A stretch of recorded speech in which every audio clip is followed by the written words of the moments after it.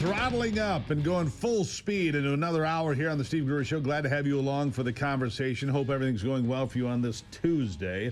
A lot coming, by the way, tonight. Donald Trump, 9 o'clock tonight, an address to a joint session of Congress.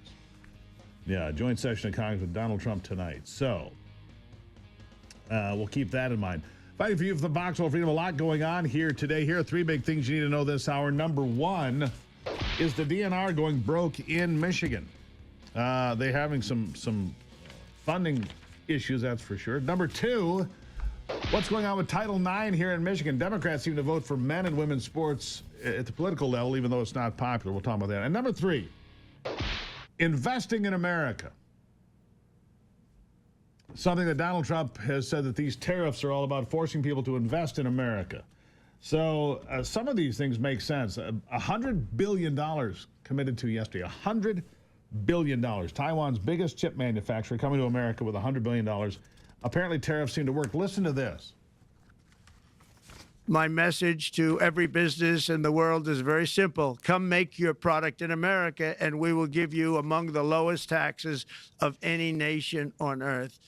We're bringing them down very substantially, even from the original Trump tax cuts. But if you don't make your product in America, which is your prerogative, then very simply you will have to pay a tariff, differing amounts, but a tariff which will direct hundreds of billions of dollars and even trillions of dollars into our treasury to strengthen our economy and pay down debt. There you have it, and that's the start. This Taiwan chip maker, TSMC, something like that.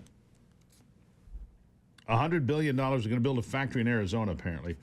And so far, what's interesting about this so far, this means $1.7 trillion of announced investment in America. $1 trillion from the state, from the nation of Japan. $100 billion yesterday, and it just keeps adding up, more and more and more and more. In fact, I want you to hear more about it, a little more expanded version of it. Here it is. And Caroline Levitt, I heard through the grapevine that you made $100 million from Taiwan Semiconductor. Tremendous investment. I know the company well. And I remember we had them relocate into the United States in the first term. $100 million isn't bad, Caroline Levitt. $100 billion, Larry. Don't underestimate the numbers. Did I say million? No, $100 billion. I'm sorry. $100 billion with a B, and it's going to create 20 to 25,000 good-paying jobs at least. They are going to create a new manufacturing facility in the great state of Arizona. They are going to produce chips right here in the United States of America, which is not going to just create more jobs. It's also going to protect America's national security. As we know, chips are so important to our manufacturing industry.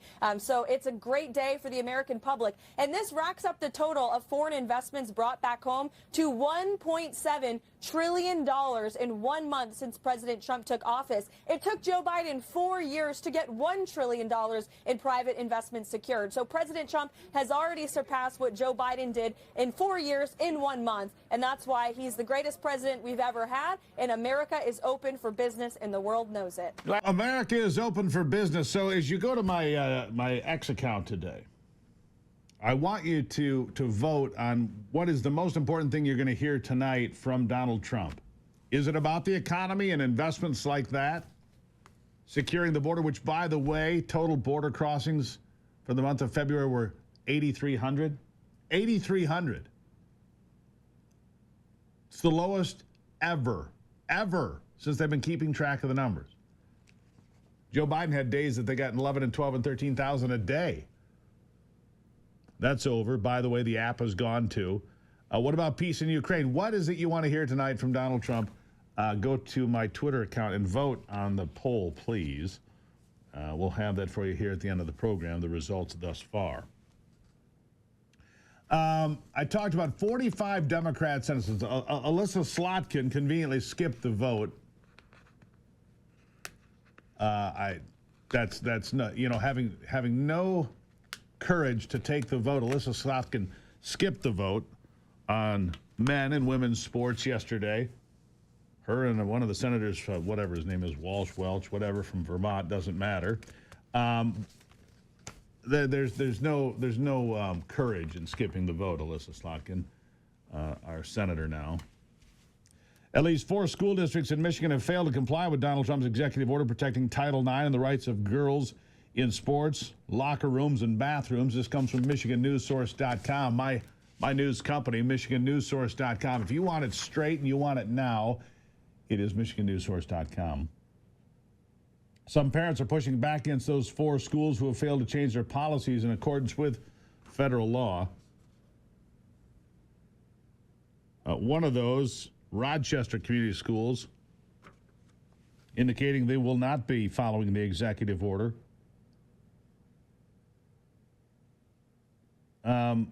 Matthew Wilk, the president of Get Kids Back to School, told Michigan News Source his organization is identifying whether school districts have Title IX policies, and if those policies line up with federal law. If they do not, a complaint is filed with the Office of Civil Rights. He was here yesterday, by the way, on the program, in case you missed it.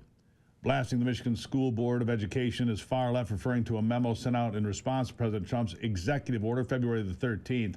The memo, penned by State Superintendent Michael Rice, ignored girls and focused on LGBTQ plus students and said all children, no exceptions, deserve safe, welcoming schools. All means all, including LGBTQ plus. It's about protecting women and girls. It's from 1972. It's not vague. It's Title IX. It's there for a reason. Equal opportunity in sports. It's why, and this is the best example that I've heard from anybody on this program. Matthew Wilk did it yesterday, I believe. It's why you don't have a single basketball team for a high school. You have a men's team and a women's team. Not a men's team and a co-ed team, a men's team and a women's team. For high school, for college, for all of it. That's why you have that separation. Because otherwise, only men would be on the team, right? That's just, it's common sense, which is in short supply today. Common sense, which is in short supply today. All right. This part of the program brought to you by my friends at Wolverine Water, Michigan's finest water purification company, WolverineWaterSystems.com. They're Michigan people. This company's been here for 75 years now. Wolverine Water, giving you the cleanest, purest water in Michigan. WolverineWaterSystems.com. Listen, Michigan made by Michigan people. It's a Michigan company through and through, and that's why we support them here and appreciate their support as well. WolverineWaterSystems.com. Tell my good friend Paul Mahaney, hey, Gruber sent me. He'll chuckle, and then he'll say, he did? Yeah, Paulie. I did. Paul Mahaney, WolverineWaterSystems.com. Check it out. All right, still to come today. Do the pros outweigh the cons? What's life going to look like in 5, 10, or even 50 years with AI? A better world? A better place to live? Well, I'd like to think so. I'll take a break and be right back. It is the Steve Gruber Show.